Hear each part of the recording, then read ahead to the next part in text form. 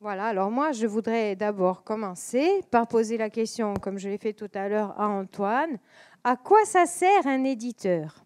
À quoi ça sert un éditeur? C'est très compliqué.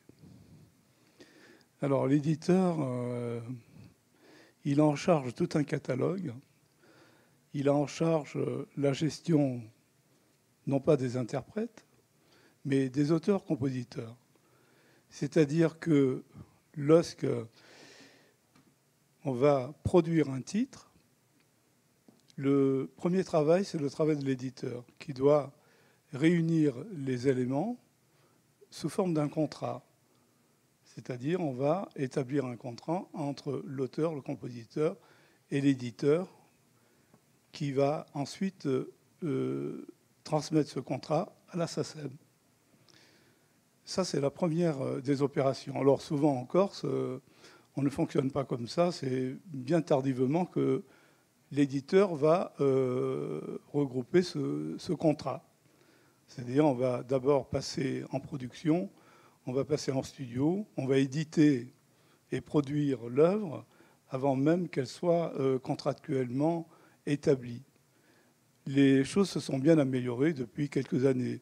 Mais il est vrai que lorsqu'on a débuté, d'abord, on ne connaissait pas notre métier. Et il y a eu beaucoup d'erreurs qui ont été faites, mais qui ont été rattrapées depuis. Alors, l'éditeur, c'est aussi celui qui va gérer ce gros catalogue. C'est notre cas, puisqu'on a 40 ans d'existence et on a quelques milliers de titres à gérer. Et on est en permanence en relation avec la SACEM. Car bien souvent, ça arrive, il y a une erreur de gestion, c'est-à-dire qu'on a une difficulté, nous, la langue corse, elle n'est pas comprise par tout le monde. Et souvent, lorsqu'on fait un dépôt sur un titre, il se perd. Alors, ce n'est pas fait volontairement, mais c'est simplement fait que la personne qui va ressaisir le titre, eh bien, il manque un petit mot, et on n'a plus rien à voir avec le titre original. Donc, notre métier, nous, c'est de fouiller, de détecter l'erreur éventuelle et de se remettre en relation avec la SACEM. Alors là, c'est plus mon épouse Sylvia qui est en charge ce gros travail. C'est vraiment un travail colossal, d'éplucher les titres et de permettre aux auteurs-compositeurs de retoucher leurs droits, qui souvent sont perdus, sont dans une caisse. Le directeur de la SACEM vous expliquera ça ensuite. Les sous ne sont jamais perdus. On peut toujours retrouver traces et répartir. Voilà pour, en gros. Ils s'en vont parce qu'ils ont cours à 4 heures. Hein.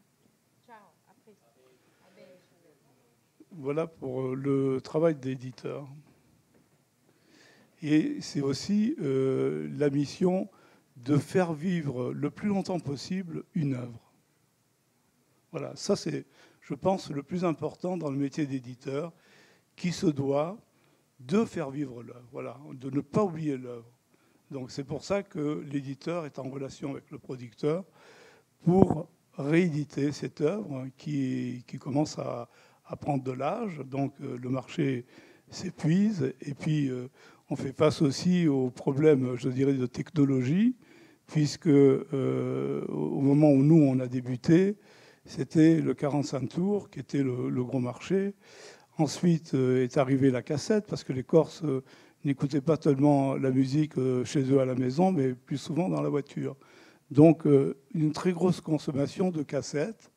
Et puis tout doucement, ils ont découvert ce qu'on appelle la haute fidélité, la stéréo, et on a commencé à avoir du plaisir à écouter la musique à la maison.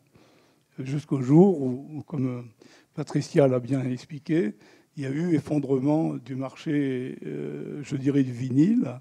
Il a fallu faire face. Je sais que nous, on a détruit à peu près 40 000 albums d'un coup. On ne vendait plus rien. Les Corses étaient toujours en avance au niveau national et il leur fallait la dernière des technologies.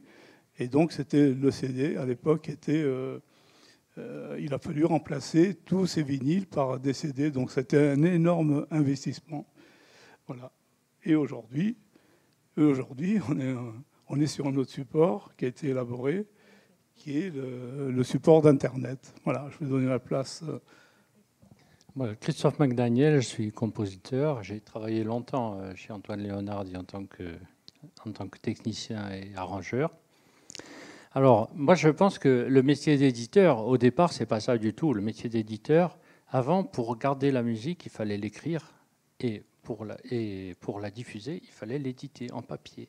C'est-à-dire, il y avait quelqu'un qui écrivait des notes de musique et qui écrivait toutes les partitions, et il y avait ce qu'on appelait des scores ou des livrets qui étaient vendus pour être joués. Bon, ça remonte à 2 siècles à peu près. Bon. Ensuite de ça, l'éditeur s'est vu être un éditeur phonographique. En l'occurrence, c'était plus pratique d'être en même temps producteur et éditeur en même temps. C'est ce qui s'est passé. Toutes les grosses boîtes ont fait en même temps l'édition et la production. Toutes les boîtes avaient leur studio et enregistraient dans leur studio les produits qu'ils éditaient. Ensuite de ça, il y a eu autre chose qui s'est passé par la suite, c'est le CD, c'est sûr. Il y a eu une évolution au niveau du matériel qui a été phénoménale. Dans les dernières années, le numérique est apparu et, c'est devenu à la portée de beaucoup de gens de faire un album parce que, acheter un enregistreur numérique, ça ne coûte pas grand-chose maintenant. Un très bon micro, ça ne coûte pas grand-chose. Un très bon préampli, ça ne coûte pas grand-chose. Et un très bon soft, ça ne coûte pas grand-chose non plus. Donc le disque, vous pouvez le faire vous-même si vous avez une pièce à peu près correctement traitée acoustiquement. Et ça va enlever beaucoup de travail aux gens qui ont investi à l'époque beaucoup d'argent, parce qu'à l'époque, ça coûtait beaucoup d'argent. Une console de mixage, ça valait 1 million de francs. Un gros enregistreur, ça valait 500 000 francs. C'était hors de portée de tout un chacun. Bon, maintenant, on n'en est plus là. Maintenant, l'éditeur, je pense qu'il est en danger, moi, en ce moment, l'éditeur, parce que quelqu'un qui veut éditer quelque chose sur le net, il peut le faire du jour au lendemain. Il a besoin de personne. Et il met sur YouTube, il a je ne sais pas combien de milliers de vues, et il va apparaître publiquement. Maintenant, une chose, moi je parle pour moi, mais tout ce qui est sur le net, c'est extrêmement mal rémunéré. J'en prends à témoin le directeur de la SACEM qui est là. Bon, moi, j'ai un catalogue assez important. Mes feuillets de répartition, je les regarde à la loupe. Voilà, c'est tout ce que je peux dire là-dessus. Bon, Antoine, je t'ai un peu enfoncé le boulot. Non, mais tu as bien raison. L'évolution étant faite ainsi, il faut savoir s'adapter. Il est vrai que notre métier est en danger de mort. C'est clair. Nos revenus étaient essentiellement rétribués par la vente des albums.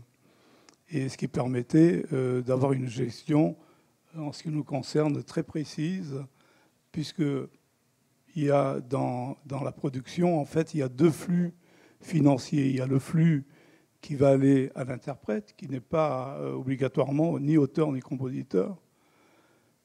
C'est environ 10%. Et on a le reste qui va dans les droits mécaniques reversés à la SACEM, qui, elle, va évidemment reverser aux ayants droit.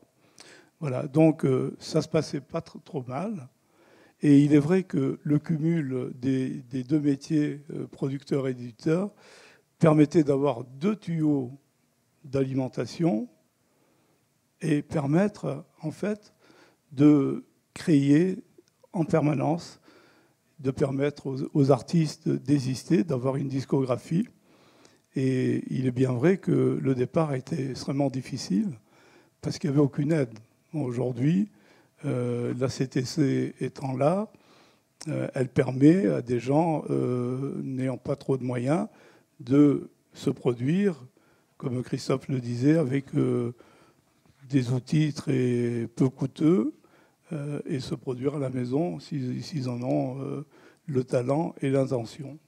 Un salut à tutti. Donc, Moi, je suis. Alors, c'est à la fois très compliqué et très simple pour moi. Très compliqué parce que je suis donc du départ de l'action jusqu'à l'arrivée. Donc, auteur, compositeur, éditeur, producteur, distributeur. Voilà. Donc, nous avons une société qui s'appelle Corsiganto. Qui est producteur et éditeur de musique. Donc tout ça se fait, c'est une autogestion en fait de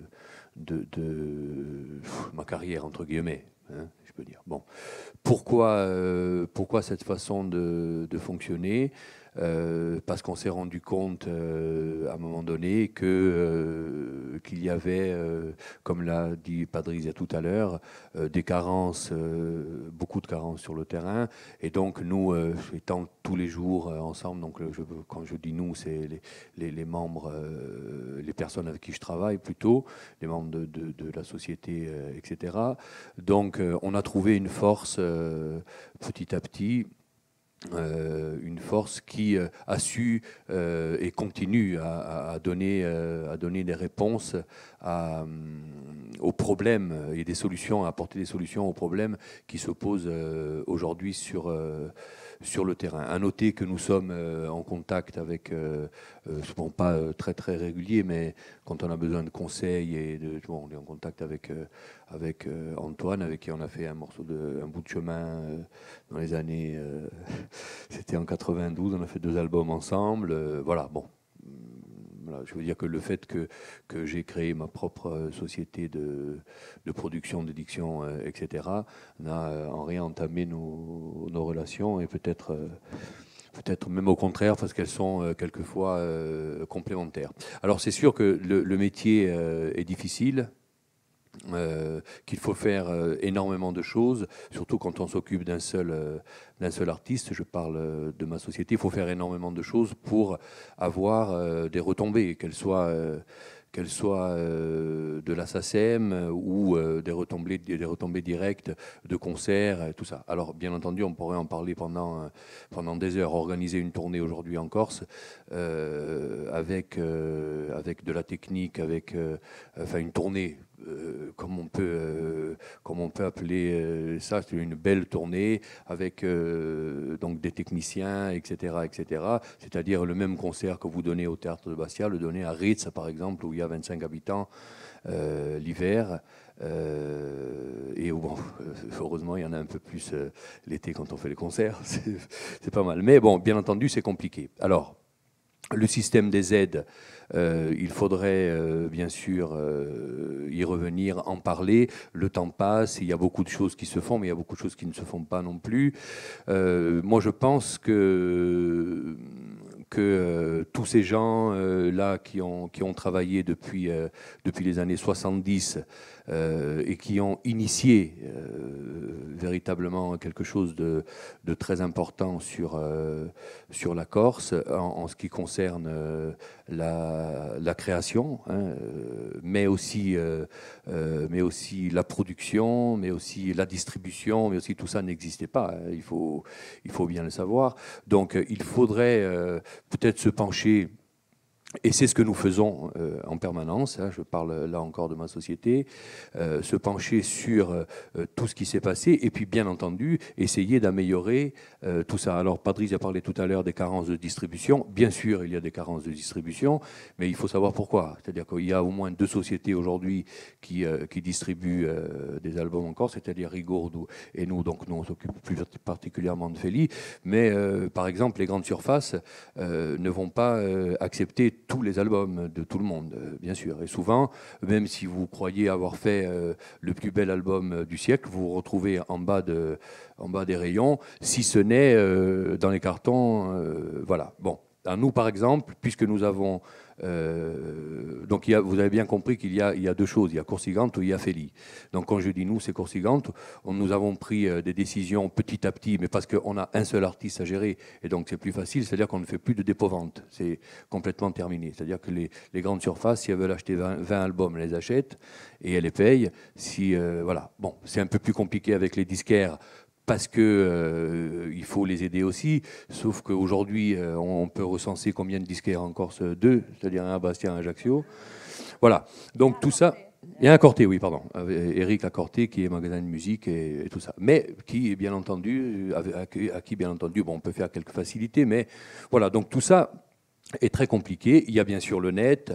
Il faudrait essayer d'approfondir toutes ces choses-là. Christophe a dit quelque chose de juste tout à l'heure, c'est-à-dire qu'il y a nos titres qui sont diffusés en permanence et YouTube et ceci qui ont des vues et des vues et des vues. Et sur les feuillets SACEM, bien sûr, on voit pas. Après, il y a beaucoup d'autres choses, bien sûr, à améliorer. Et notamment, par exemple, et là, je ne veux pas faire de militantisme aigu, mais par exemple, je sais pas, je vais poser la question à Philippe. Je trouve qu'aujourd'hui, donc en 2015, c'est un petit peu déplacé de rentrer dans une grande surface, par exemple, ou dans tous les lieux publics, et d'avoir en fond musical ce qu'on appelle donc un contrat, si vous voulez, que les grandes enseignes ont passé avec la SACEM, je suppose. Bon, peu importe. Voilà. Bon, ça génère des droits, puisque les grandes surfaces payent, bien sûr, des droits là-dessus. Donc ça, c'est un débat qu'on devrait avoir peut-être entre nous, entre acteurs culturels, voilà, pour, par exemple, demain, on va faire ses courses à Hyper-U, écouter plutôt que d'avoir un fond musical, contre lequel, bien entendu, je n'ai absolument rien. Mais nos droits sont tellement minces, je veux dire, et bon, il faudrait peut-être penser mais ce sont des idées que je donne, je n'ai pas réfléchi à tout ça, mais bon, j'y réfléchis quand même tous les jours, mais ce sont des idées que je lance comme ça, voilà. Je vais passer la parole à Antoine, parce qu'il veut dire quelque chose. Je voudrais juste, Félix, répondre. La SACEM ne peut en aucun cas interférer sur les programmations musicales des grandes surfaces, au même titre que, je veux dire, un magasin qui va mettre la énergie plutôt que Corsica Radio. Je veux dire, nous, on ne peut rien. Nous, ce qu'on peut faire, c'est contractualiser avec l'établissement pour qu'il paye des droits. Le manque à gagner, il n'existe pas dans la mesure où je rappelle qu'on a un fonds de valorisation qui est une répartition supplémentaire pour les auteurs-compositeurs corses, qui est quand même de l'ordre d'à peu près 300 000 € par an, qui est spécifique donc, aux auteurs-compositeurs dont les œuvres sont diffusées. Où je suis d'accord avec toi, c'est qu'effectivement, au niveau de l'écoute et de la culture musicale, il me paraît effectivement un peu discutable, pour le moins, d'entendre des programmations qui émanent de sociétés qui font de la musique, non pas au mètre, parce que ce sont des sociétés qui sont quand même relativement connues sur le marché pour avoir une certaine programmation, mais qui ne donnent pas effectivement l'ambiance qu'on pourrait attendre musicalement. Mais ça, comme je le disais en préambule, nous, on ne peut pas intervenir. Est-ce que tu as une idée de ce que ça représente en droit sur un an, par exemple, la diffusion dans les grandes surfaces de ces fonds musicaux? Alors, j'ai une idée. Alors, simplement, c'est que comme notre tarification est, je dirais, fonction des conditions d'exploitation, le Super U qui fait 300 mètres carrés ne va pas payer la même chose que effectivement le Géant Casino ou le Carrefour d'Ajaccio, que je connais. Donc, c'est essentiellement variable. Mais j'en reviens à dire que peu importe ce qu'il paye, parce que de toute façon, qu'il diffuse de la musique anglo-américaine, continentale, allemande ou corse, ils paieront de toute façon toujours la même chose. Simplement, effectivement, 80% de ce qu'ils vont payer, quelle que soit la composition du programme, va revenir aux auteurs-compositeurs. Bon, moi, c'était un exemple. Oui, non, mais C'est pour ça que je voulais apporter cette précision. Je vais apporter un petit peu de lumière. On a été contacté par une plateforme qui s'occupe de sonoriser ces grandes surfaces. Et enfin, la Corse y est. Même si elle arrive tardivement, je peux dire qu'aujourd'hui, dans certaines grandes surfaces, il y a des titres qui sont diffusés. Alors, moi, je voudrais revenir sur le problème de la distribution du support. Il est vrai que c'est une véritable discussion, c'est un véritable débat qu'il faudra peut-être reprendre un jour, mais nous, ça fait des années que nous mettons en garde du danger de ne pas avoir une distribution bien organisée et peut-être aider la distribution, parce que c'est important de l'aider. La distribution en Corse coûte beaucoup d'argent, parce qu'il faut faire beaucoup de kilomètres pour vendre très peu de produits. Donc, le problème de la distribution est lié aussi que nous n'avons plus de disquaires. Seules existent les grandes surfaces. Mais il faut savoir que la politique des grandes surfaces n'a rien à voir avec la nôtre, où nous allons dégager une forte passion. C'est notre métier, c'est avant tout un métier de passion. Et les grandes surfaces, c'est pas du tout ça. Eux, c'est un relationnel, je dirais, de chiffres. C'est-à-dire que, je vais être un peu plus clair, la table qui est ici devant moi représente la surface discographique commerciale d'un grand magasin. Et on va avoir sur cette grande surface 3 ou 4 produits qui se vendent. Mais la société, le gestionnaire de ce magasin ne va pas gérer comme nous. Ce qu'il gère, c'est la surface totale. Donc il faut savoir qu'il faut mettre tout le monde. Il y a une production qui est intense en Corse, mais pas tout le monde vend. Donc à un moment donné, même ceux qui vendent vont se retrouver confrontés à ce problème, qui est un problème non plus de détail de ce qui vend ou ce qui ne vend pas, mais là, c'est la référence de la table. C'est-à-dire qu'on va avoir 100 références, et il y a peut-être 2 ou 3 références qui font vivre tous les autres, mais pour le gestionnaire de magasin, lui, il ne sait pas qu'est-ce qu'il vend le plus. Lui, ce qui l'importe, c'est cette table doit rapporter tant. Et à partir du moment où cette table ne rapporte pas le chiffre, eh bien, tout doucement, ce que nous représentons, nous sommes dans une pente infernale, puisqu'on va enlever cette surface qui était au départ accessible à tous, bien placée, et au fur et à mesure de la dégringolade, on l'écarte, et aujourd'hui, dans la grande surface d'Ajaccio, où on fait encore un chiffre assez important, je dirais, le disque se trouve vraiment au fond, à droite du magasin, c'est-à-dire dans un lieu où personne n'accède. Voilà. Là est la vérité, là est le gros problème. Et nous, on avait soulevé ce problème, pas maintenant, ça fait 10 ans qu'on en parle, ça fait 10 ans qu'on fait des rapports à la CTC pour dire, voilà, venez en aide. Il ne faut pas venir en aide seulement à la création, car ça ne sert à rien de créer si ensuite il n'y a pas le diffuseur. Le diffuseur est aussi important, si ce n'est plus, que le producteur. Voilà. Moi, je pense que c'est le plus important, le diffuseur. Que ce soit le diffuseur de produits finis ou de spectacles, ça, c'est le plus important. Et là est le gros problème de la Corse.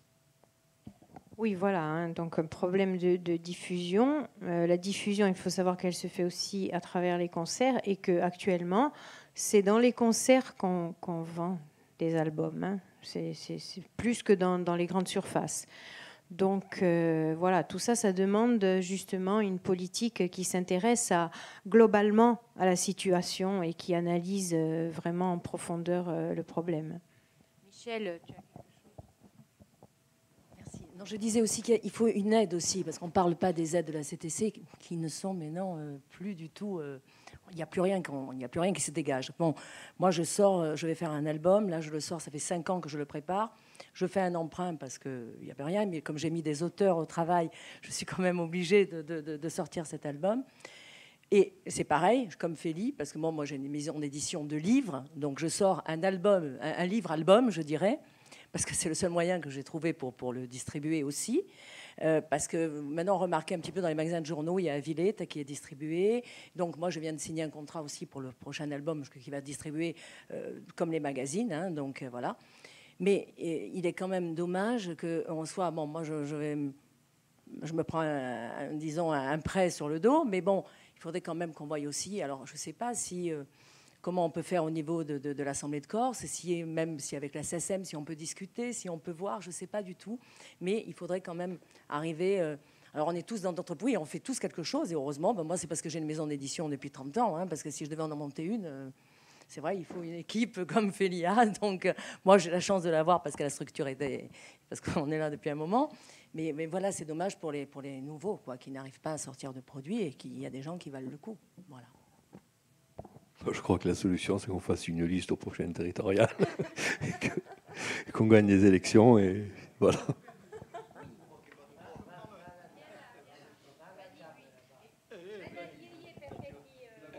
E perché ce l'ha bene qui? Si muove qui. Bon, si tu vuoi. Bon.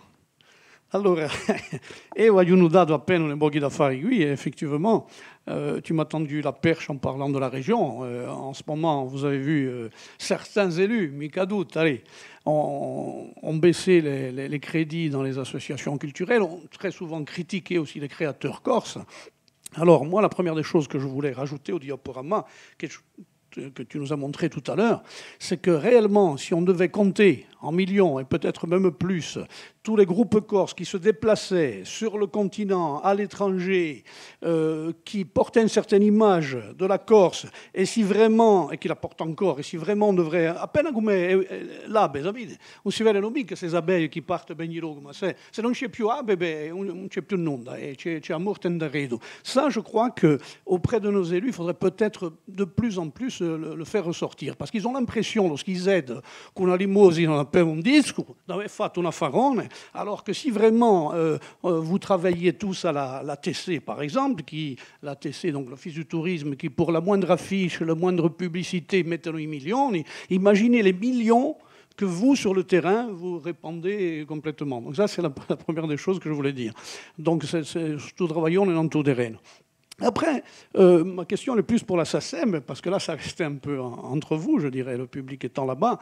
Moi, je ne suis qu'un petit auteur-compositeur, un peu comme ces gens qui font le vin dans leur village et qui font la fête avec les amis. Mon but n'était pas d'aller plus loin que ça. Mais par contre, je m'aperçois qu'il y a des gens qui, eux, derrière, essayent d'aller plus loin. Alors, c'est pour cette raison que j'ai une question à poser à notre directeur de la SACEM. Je l'ai noté parce que j'ai deux ou trois petites choses à lui demander. Et puis après, j'ai une question plus générale qui concerne la formation, voir si la SACEM peut participer à une certaine formation. Alors, pour ce qui concerne la SACEM, j'ai noté 2-3 choses tout à l'heure. Le respect de l'intégrité de l'œuvre. La SACEM délivre les autorisations, etc., etc., etc. J'aimerais juste lui demander jusqu'où ça va, cet aspect-là de délivrer des autorisations, etc. Parce que moi, par exemple, sur les 2 disques que j'ai fait avec des gamins, c'est des chansons enfantines, une chanson qui s'appelle Liberta a été traduite en breton et chantée, paraît-il, dans toutes les écoles bretonnes. Une autre, elle a été traduite aussi, on ne m'a jamais rien demandé. Une autre, tiens, dernièrement, peut-être vous connaissez le groupe, alors que les choses soient claires, hein, si je dis ça, ce n'est pas pour m'attaquer à tel groupe, au contraire, tant tout meilleur. Hein. Un groupe Bande à part, par exemple, qui sont des jeunes chanteurs qui ont repris Liberta. Moi, je suis au courant de rien, j'ai jamais su... Donc, je veux dire... Est-ce que, à la limite, je vous renverse la question, moi je prends 12 chansons, je fais mon disque. Je n'ai aucune demande à faire à qui que ce soit. La preuve, j'en suis le... Vous voyez. Et puis je peux même vous dire aussi, parce qu'on parlait tout à l'heure de l'audiovisuel, c'est qu'il y a beaucoup de gens qui utilisent, et c'est normal, hein, et moi le premier, des disques pour mettre sur des films, etc. Il y a rarement soit une demande, soit la SACEM qui nous fait un petit rappel à l'ordre. Par exemple, là, au Parc Galais, en ce moment, il y a pas mal de publicité sur le Parc Galais. Ça fait des années qu'on passe un de mes films, et pas spécialement pour mon film, on ne m'a rien demandé d'ailleurs, mais il y a des musiques qui ont été faites par des gens.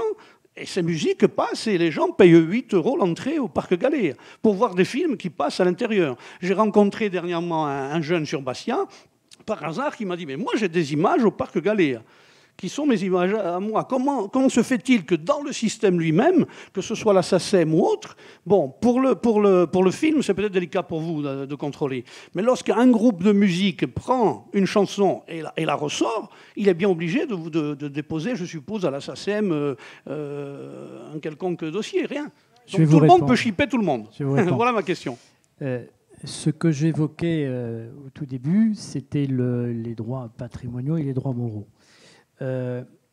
Personne n'a le droit de modifier ou d'arranger ou d'adapter une chanson préexistante sans l'autorisation des auteurs originaux. Reprendre une musique sans la modifier, au niveau... Non mais quand on... C'est arrangé. Ce qui est un peu différent, si vous voulez. Normalement, effectivement, s'il y a un réarrangement qui est effectué sur une musique originale, les arrangeurs, qui doivent être membres de la SACEM, doivent solliciter l'autorisation, effectivement, au compositeur original. Au même titre que lorsque vous évoquez qu'une des chansons que vous avez faites a été traduite en breton, normalement, le groupe breton aurait dû solliciter votre autorisation pour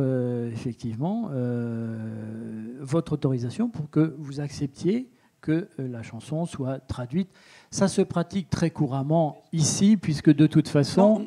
Ma question, c'est est-ce que la SACEM, de son côté, vérifie? C'est pas. Alors, par exemple, je vous citais Bande à part. Oui. Bon, non seulement ils m'ont rien demandé, mais vous me répondez apparemment ils n'ont rien changé. Mais est-ce que vous, au moment où vous déposez, puisqu'il y a la SDRM, il y a le reste, donc vous voyez passer ce genre de chanson, c'est une chanson qui existe comme d'autres. Est-ce que vous faites votre travail inverse de vérifier si les gens qui vous déposent ce genre de choses ont l'autorisation ou pas? Parce que c'est aussi une défense. Vous êtes là pour nous défendre. Oui, tout à fait. On ne peut pas contrôler demain. Ça s'est passé ici et je l'ai su par hasard, mais ça peut se passer de l'autre côté de la planète. Ce n'est pas nous qui allons vérifier là-bas si quelqu'un a pris une de nos chansons. Est-ce que tu as touché des droits? Pas du tout. Si, obligatoirement, vous touchez des droits. Alors, il faudrait la différencier. Il faudrait mettre Bande à part. Parce que moi, elle y est en tant que Liberta, mais il n'y a rien de marqué. Vous touchez... ça peut être... Voilà. Vous avez touché des droits obligatoirement à partir du moment où ils ont enregistré et fait un dépôt auprès de la SDRM pour pouvoir effectivement faire un nouveau disque. À mon avis, vous avez des droits sur votre feuillet de répartition, donc à vérifier, à mon avis, il n'y a pas de souci là-dessus. Alors. Mais ça, de toute façon, ils l'ont forcément déclaré. Ils ont forcément déclaré à la SDRM le titre, ils mettent l'auteur, compositeur, originaux. Mais ils ont... Non. Après, si vous voulez, il ne faut pas non plus, je crois, prêter... Oui, alors, pour répondre totalement à votre question, pour répondre à votre question, comme vous l'avez vu, il y a à peu près 150 000 dépôts par an. Nous ne pouvons pas, si vous voulez, contrôler systématiquement s'il y a eu un arrangement sur une musique, s'il y a eu une déformation. On ne contrôle, si vous voulez, qu'un dépôt d'une musique qui va être avec un titre différent. Et nos services musicaux, avec une certaine sténo, ce qu'ils appellent la sténo musicale, vont voir s'il y a des similitudes. Et notre rôle, si vous voulez, c'est d'avertir effectivement un compositeur pour dire, voilà, là, attention, il y a une similitude. Mais en aucun cas, la SACEM ne fera elle-même le contentieux. Elle vous avertira simplement, effectivement, s'il y a communément appelé un plagiat. Tout ce qui concerne une modification, d'adaptation pour le texte ou d'arrangement, alors à ce moment-là, effectivement, les auteurs doivent vous solliciter. Si il y a quelque chose qui se passe, à vous de nous alerter en nous disant, voilà, tel groupe breton a traduit en breton ma chanson sans autorisation. On interviendra auprès de ce groupe, mais pour répondre à votre question, on n'a aucun contrôle systématique parce que de toute façon, matériellement, ça serait impossible. Vu le nombre d'œuvres qui sont déclarées chaque année, ça aurait un coût disproportionné. Oui, je rajouterai quelque chose. Lorsque l'œuvre est déposée, si quelqu'un la prend sans ton autorisation, normalement, la personne va payer tout de même les droits. Et ces droits te seront reversés par la SACEM. Donc c'est à chacun de faire un peu la police, malheureusement. On ne peut pas demander à la SACEM ou à un éditeur ou à un producteur de contrôler dans le monde entier si l'œuvre n'a pas été piratée ou volée. Avec l'informatique aujourd'hui, mais non, il doit la déposer. Il n'y a rien. Il n'y a rien qui nous indique. Alors nous, on a eu pas mal de petites procédures qu'on a déclenchées pour des œuvres qui ont été piratées et qui n'ont pas été déclarées. Voilà, donc là, dès que nous avons connaissance de cette tentative, immédiatement, nous faisons une attaque. La SACEM est là pour confirmer que l'œuvre appartient bien à X et non pas à Y. Et de là, il y a une procédure judiciaire qui se fait et la personne perd. J'ajouterais juste une chose, c'est que maintenant, alors c'est récent, depuis le début de l'année 2014, vos feuillets de répartition sont très détaillés et vous indiquent exactement la provenance des droits que vous touchez. Donc s'il y a un disque que vous n'avez pas produit on va prendre bande à part. Si effectivement il y a eu des droits qui ont été perçus sur ce disque, ils vous sont reversés et vous aurez les références de l'origine de ces droits. C'est quelque chose qui existe depuis 2014, comme je vous le dis, mais oui. Vous pourrez le vérifier. Moi, je vais rajouter quelque chose sur le problème des perceptions de droits, surtout des droits publics. Comme notre directeur nous le signalait tout à l'heure, il y a un dépôt qui doit être fait sur les concerts. Sur chaque concert, on doit déposer les œuvres qu'on interprète. Mais il faut savoir que là-dessus, il y aurait peut-être matière à soulever, je dirais, le lièvre, car il est bien entendu que nous avons ce qu'on appelle des tubes, même chez nous en Corse, et que ces tubes sont incontournables pour tous les groupes. Donc ils vont interpréter ces tubes, mais ils ne vont pas les déclarer, parce qu'ils vont faire des déclarations qui vont les concerner eux, puisqu'ils sont eux-mêmes auteurs-compositeurs. Donc s'ils font un concert, ils ne vont pas déclarer les titres de Pierre, Paul ou de Jacques, ils vont déclarer... Alors là, il y a un problème. Voilà. Là, je soulève un problème. Antoine, oui, ça peut se produire. Simplement, ce que je veux dire, c'est qu'on a, rien que sur la Corse, comme vous l'avez vu sur le slide, on a plus de 500 concerts. Nous sommes 2 personnes assermentées. Tu te doutes bien qu'on ne peut pas effectivement contrôler tout ça. Par contre, il m'est arrivé aussi, ici, d'avoir un représentant d'auteur-compositeur qui me disait, voilà, tel groupe joue et interprète des chansons et a priori elles ne figurent pas. Donc on a été amené effectivement dans un cas précis à contrôler le programme des œuvres qui étaient normalement présentées au public. On peut le faire ponctuellement de manière exceptionnelle, on peut par contre pas le faire systématiquement parce qu'on n'en a matériellement pas les moyens. Je le comprends bien, mais ça représente une énorme lacune de retour aux ayants droit. Oui, après, je comprends que ça peut arriver. En même temps,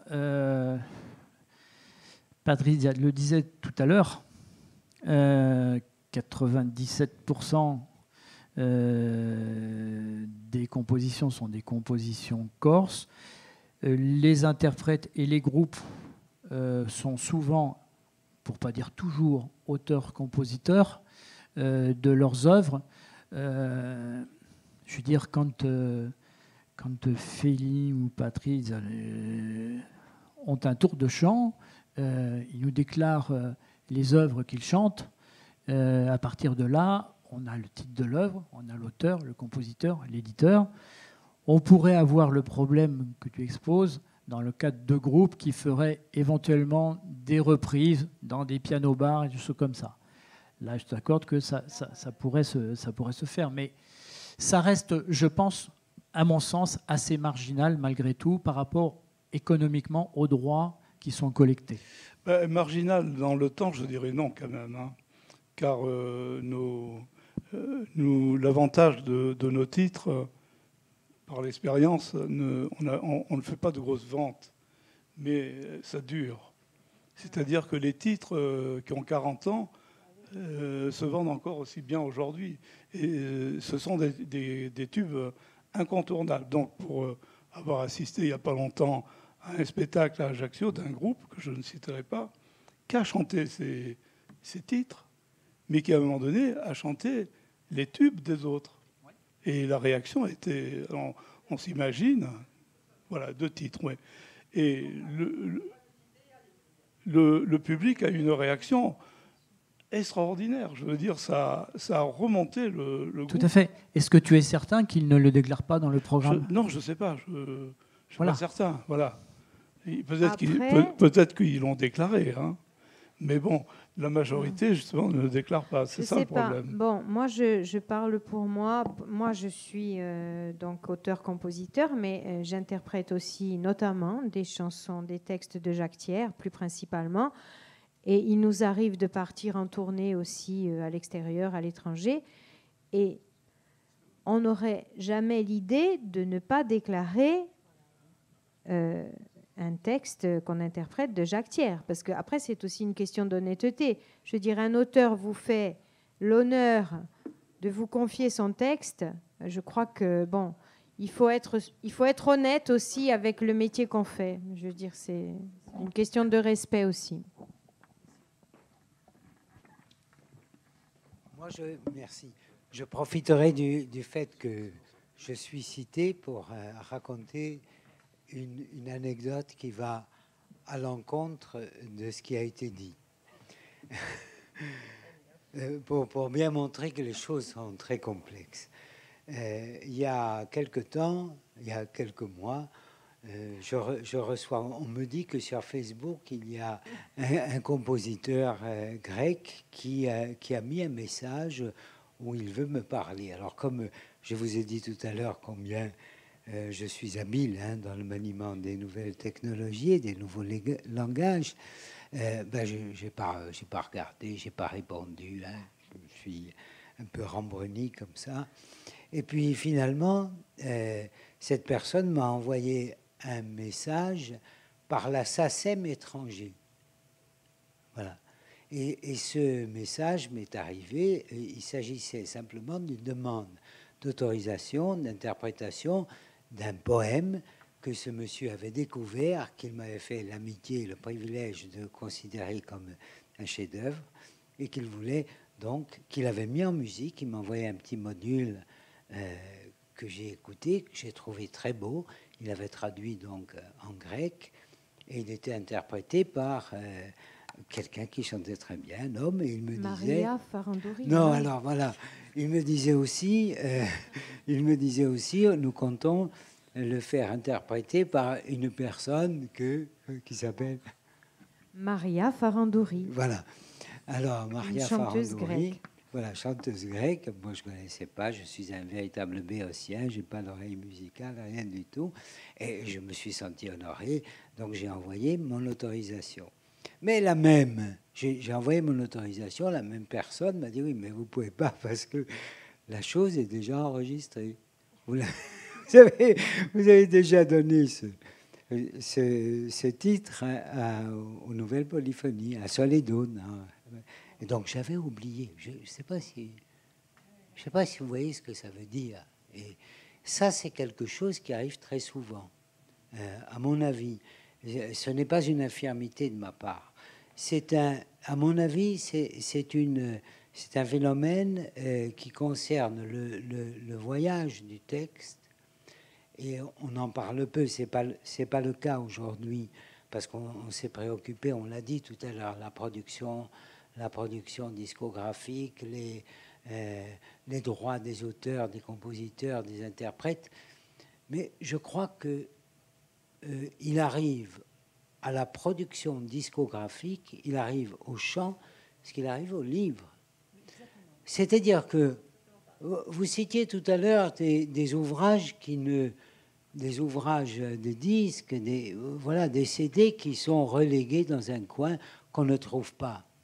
Mais songeons au livre qui connaît le même sort. Il est aidé. Voilà, il s'en va. Il est oublié dès qu'il est produit. Alors, c'est vraiment...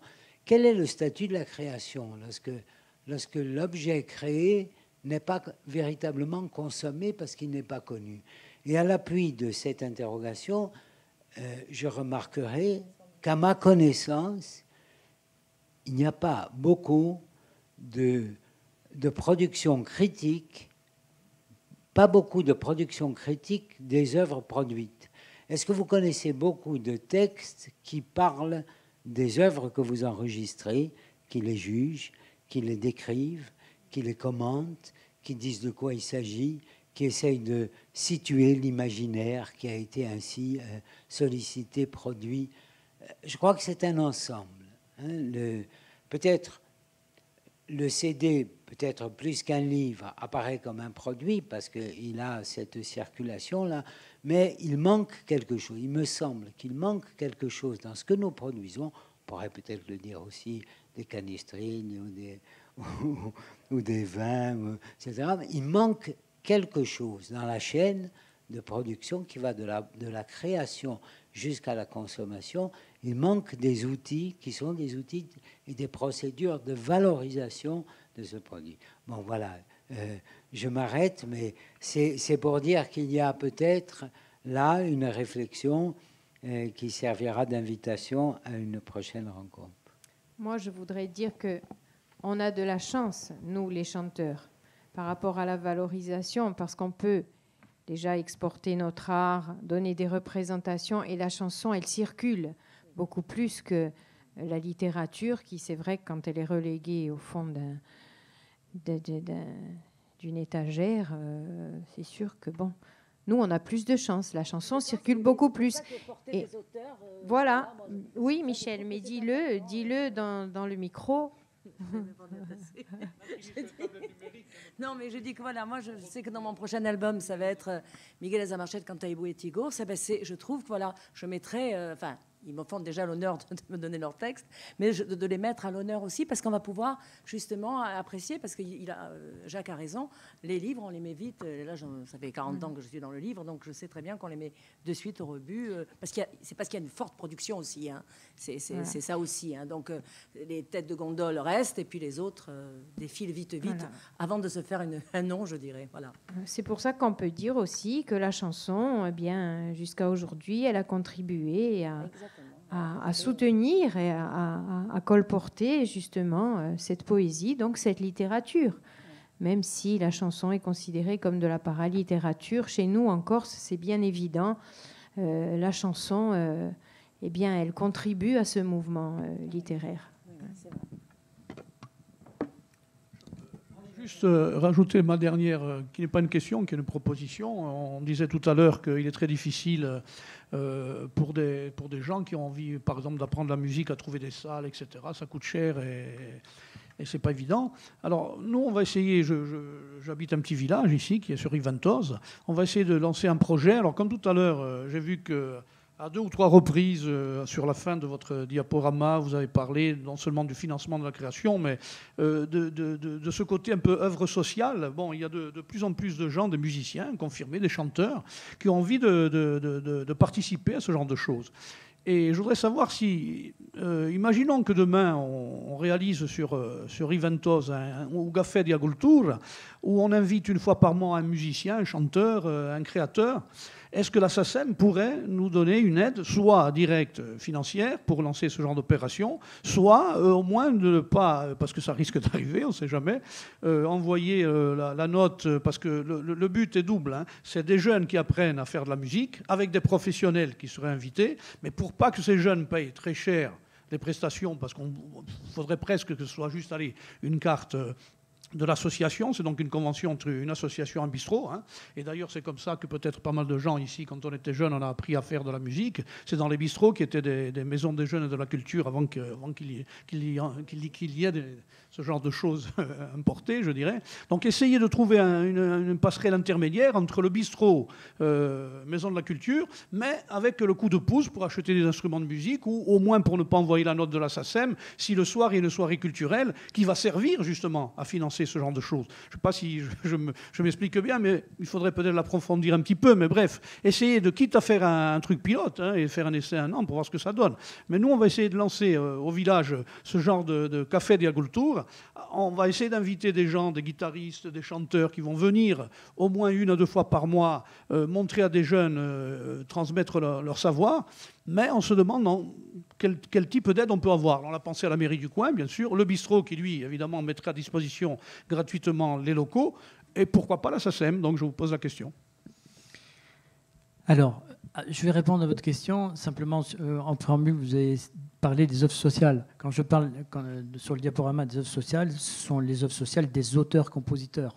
Hein, c'est les auteurs qui, pour eux, les vieux auteurs qui sont à la retraite, voilà, ça n'a rien à voir avec l'action culturelle. Et c'est l'objet de votre question, c'est l'action culturelle.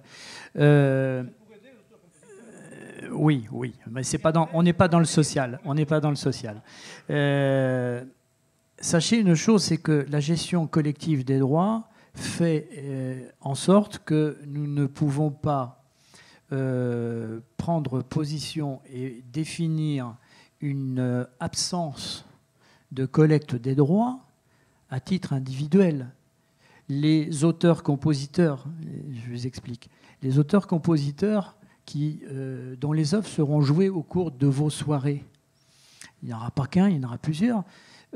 Statutairement, vous êtes auteur-compositeur, vous avez signé pour dire que vous apportez l'apport de toutes vos œuvres et qu'en aucun cas vous renoncez à vos droits. À partir du moment où les auteurs-compositeurs adhèrent à ces statuts, moi, je ne peux pas aller à l'encontre de la signature de ces statuts. Donc il ne peut pas y avoir d'autorisation gratuite ou d'absence de droit. C'est statutaire, hein, je veux dire, ça... Non, mais j'ai précisé tout à l'heure que le 21 pour la fête de la musique, et je le redis, nous ne percevons pas de droit dans la mesure où il n'y a pas de cachet artistique qui soit versé et qu'il n'y ait pas de budget de dépenses avec un seuil, je crois, qui est de 600 € pour la soirée. Autrement, nous percevons des droits. Oui, à l'origine, je fais juste une petite parenthèse, à l'origine, la fête de la musique, et je m'en suis déjà exprimé en d'autres lieux, je veux dire, c'était Lang, hein, c'est 1985, c'est tout le monde qui descend dans la rue, et c'était la fête de la musique et des musiciens amateurs. Maintenant, la fête de la musique est devenue très professionnelle. Les communes font venir des artistes, etc. Donc, il n'y a pas d'autorisation gratuite parce que nous n'avons pas la possibilité, statutairement, de prendre une décision à la place d'un auteur-compositeur. Donc il y aura toujours une perception, une collecte de droits en fonction des conditions d'organisation. Je veux dire, on a des forfaits aussi qui sont assez bas, je veux dire, par rapport aux services rendus par la musique. Après, dans le cadre de l'aide que la SACEM, que votre société pourrait apporter, il y a des définitions d'action culturelle qui sont prises chaque année. Il faut voir aussi si ça peut rentrer dans ce cadre-là. Moi, je suis bien évidemment favorable. Encore faut-il effectivement que ça rentre dans le cadre des définitions de l'action culturelle chaque année. Au même titre que tout à l'heure, on parlait d'aide de la SACEM et on parlait de disques. Je veux dire, nous n'avons pas des aides forcément ponctuelles, mais il faut savoir, et là j'incite bien évidemment les auteurs, compositeurs et autres à aller sur le site de la SACEM. Je veux dire, il y a toutes les aides qui sont indiquées sur le site de la SACEM. Il faut savoir qu'un artiste, auteur, compositeur, interprète, par exemple, peut bénéficier d'une aide à l'autoproduction pour son premier et ou son deuxième disque, aide qui est définie en fonction je veux dire, de critères purement artistiques au niveau national. Encore faut-il, je veux dire, nous avons des aides. Alors oui, nous avons une information peut-être plus ponctuelle à faire, comme je le fais dans ce cas-là, mais encore faut-il aussi qu'on aille chercher cette information qui est disponible sur le net, qui est un outil presque pour tout le monde accessible.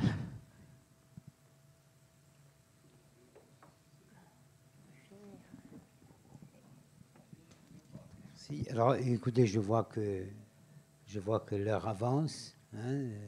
Il me semble que l'échange a été nourri. Il faut remercier l'ensemble des participants d'avoir réagi avec autant d'intérêt et de pertinence aux propos liminaires de M. Messon, hein, parce qu'il nous a apporté une information complète, complète qui a, me semble-t-il, augmenté la charge de notre responsabilité par rapport à l'œuvre, qui nous fait prendre conscience de ce qu'est une œuvre, de son cheminement, de sa diffusion. Et il me semble que ça a ouvert vers d'autres réflexions, d'autres échanges que nous pourrons avoir par la suite. Je pense en particulier à un aspect qui a été évoqué tout à l'heure et que nous n'avons pas le temps de traiter ou que nous traiterions de manière trop rapide, c'est celui des lieux de cette diffusion, de l'équipement de ces lieux, du fonctionnement, de l'animation. Je pense aux salles, je pense aux centres culturels. Alors je sais que dans la salle, il y a des gens qui sont responsables de centres culturels, d'espaces culturels, ou qui le deviendront sous peu, c'est-à-dire dans quelques jours, hein, puisque des décisions vont intervenir très très prochainement. Donc je pense qu'ils garderont de la séance d'aujourd'hui un souvenir qui pourra être réactivé et qui redynamisera en quelque sorte une réflexion que j'espère nous pourrons tenir prochainement. En tout cas, je vous remercie tous pour votre participation. Personnellement, j'ai éprouvé beaucoup d'intérêt, vraiment, et j'ai décidé désormais de me mettre au nouveau langage. Merci à tous.